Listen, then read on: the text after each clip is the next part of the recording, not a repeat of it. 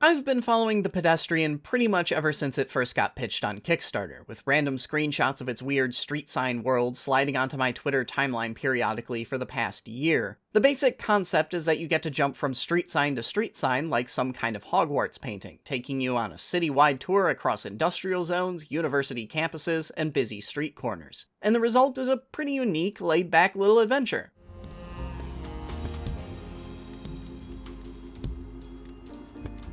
But underneath Pedestrian's quirky aesthetic, I found a razor-sharp puzzle game that's all about building the very platforming level you're supposed to navigate. There's a lot this game gets right, and not a lot of time to cover it, so let's get to it. As always, I'm Alex, and this is First 5, where I ask if games are worth your time, not your money.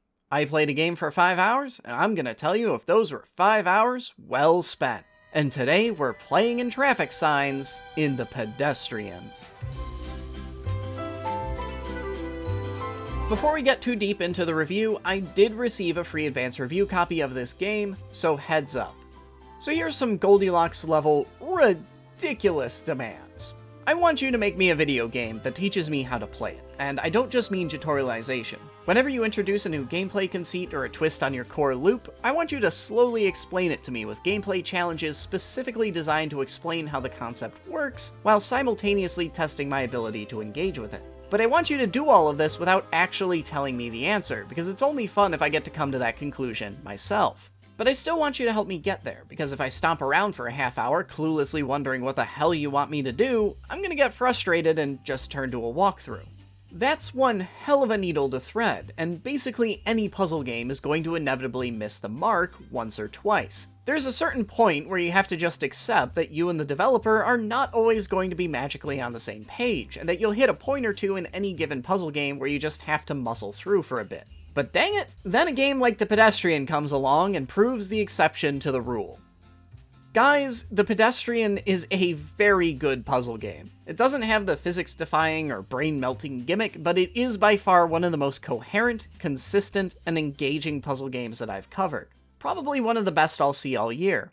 The gimmick Pedestrian does have is its art style, where you pick a little road sign stick figure person and have to run and jump your way across a series of increasingly complex street signage. It's a charming little art style that's backed up by an equally enjoyable and surprisingly filled-out soundtrack. And every once in a while, the game will have what's going on in the signs affect the physical surroundings around them, like by opening gates and stuff. On the gameplay side, Pedestrian's whole deal is that it's a puzzle platformer, and by that I mean that for most of the game, its puzzles are all about manipulating common platformer elements. It's got laser obstacles, boxes you have to push around to reach higher platforms, and doors you have to unlock to reach the end of a level. But most of the actual platforming is pretty much a formality. The real fun is in figuring out how to assemble each platformer level before you blitz through it in a single 5-second rush. The Pedestrian very quickly starts throwing puzzles at you with multiple signs, and before you can go running around on them, you have to link them all by attaching doors and ladders together so that the entire thing becomes a giant platformer jigsaw puzzle. And then Pedestrian throws in one more twist. Once you use a doorway, its connection is set in concrete. You can't just walk through it and then reconnect somewhere else. If you do, the entire puzzle resets. Pedestrian's puzzles usually have 2 phases. One where you're just trying to unjumble the different signs to find the critical path through each level, and then 2 where you start trying to figure out how to assemble it. Sometimes you get smaller, straightforward puzzles, and other times you run into behemoths like this one that require you to move all the signs around and solve the puzzle multiple times to change the meta state of the board just to get to the starting line for that second step.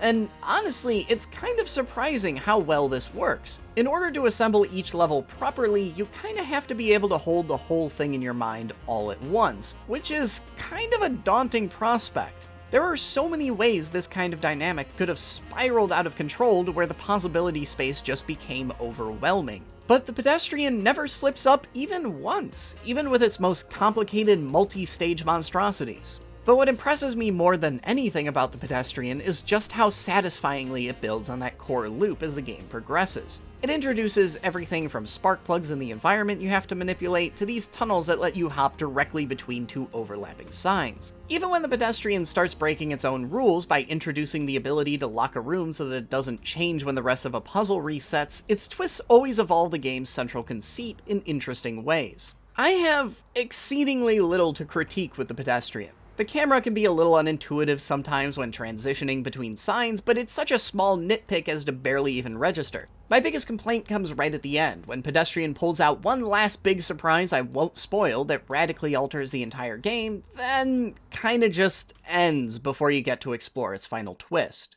But having finished our own exploration of this game's mechanics, it's time for the big question. What do you get out of 5 hours with the Pedestrian? It took me 3.5 to get to the credit scroll, so this is another one of those great games that get in there, do what they want to do, and then are content to actually end and let the player go. And as I just mentioned, it's even a rare one where I felt like perhaps it could have stood to go on a bit longer. And during that tight 3-hour experience, I was entertained from start to finish. Beyond its aesthetic, the Pedestrian isn't as flashy as some of its peers might be. Your brain isn't going to turn to melted slag as you try to comprehend puzzles in 3D spaces while walking on the ceiling or manipulating the size of objects based on your perspective. In comparison to something like last week's Manifold Garden, the Pedestrian is merely quirky, maybe even quaint, but it still puts most of those high-concept mind trips to shame through superior fundamentals and almost perfect pacing. Intangible elements that probably sound incredibly basic to praise, but are so hard to actually achieve. The Pedestrian stands out from the crowd by just being extremely well honed from start to finish, and it's some of the most fun I've had with a puzzle game in a long time. It's just a delightful little game, and you owe it to yourself to spend an afternoon with it. But if you are looking for something else, I'm no stranger to indie puzzlers on this channel. I looked at Manifold Garden last week as part of a quarterly wrap-up, and looking further back, there's also the excellent Superliminal. But I hope you enjoyed this first 5 review. If you did, maybe consider hitting that subscribe button. If you're looking for games that value your time and don't pad themselves, I'm your guy. Thanks for watching this far, and I'll see you all next week.